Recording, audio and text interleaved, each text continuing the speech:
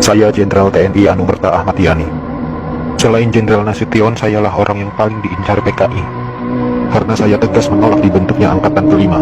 Saat malam penculikan itu, saya dibangunkan oleh anak laki-laki saya dan memberitahu saya bahwa di luar rumah sudah ada banyak sekali tentara. Setelah saya bertemu dengan mereka, saya diminta untuk menghadap ke istana.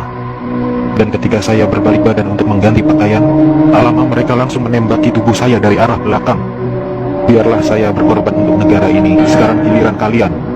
Dan jangan membiarkan paham komunis berkembang kembali di negara kita ini. Saya Majen TNI Anumerta DI Panjaitan. Saya menjadi target operasi G30 SPKI karena keberhasilan saya dalam menggagalkan penyelundupan senjata dari RRC untuk PKI guna mempersenjatai buruh dan tani. Pada malam penculikan itu, saya gugur ketika saya sedang memanjatkan doa. Pasukan laknat itu menembaki tubuh saya beberapa kali, dan tubuh saya dibawanya ke lubang buaya untuk dimasukkan ke sumur maut itu. Tapi saya rela berkorban untuk negara dan membela ideologi Pancasila. Salam cinta saya untuk negara tercinta ini, dan untuk anak istriku serta keturunanku, semoga Tuhan selalu memberkati. Saya Kapten Anumerta Pierandris Dendea. Saat operasi Dwi Kora, saya mendapat tugas sebagai intel. Setelah operasi itu selesai, saya dipanggil untuk bertugas sebagai ajudan Jenderal Nasution. Saat terjadi pemberontakan G30 SPKI itu, dan saat pasukan penculik mengepung kamar saya, dan mereka bertanya pada saya, di mana Nasution? Dan saya menjawab, saya ajudan Nasution. Saya tetap dibawa ke lubang buaya karena yang terdengar oleh mereka.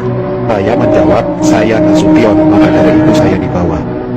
Tapi saya ikhlas karena saya memang rela berkorban untuk negara.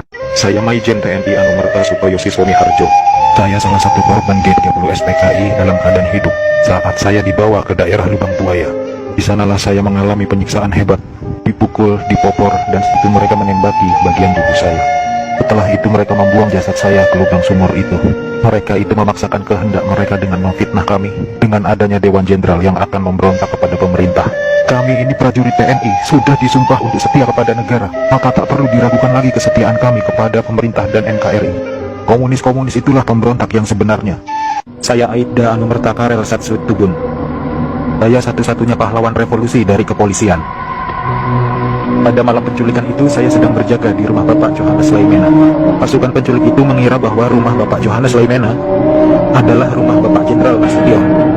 Dan saat itu saya sedang bertugas jaga di rumah Bapak Johannes Laimena.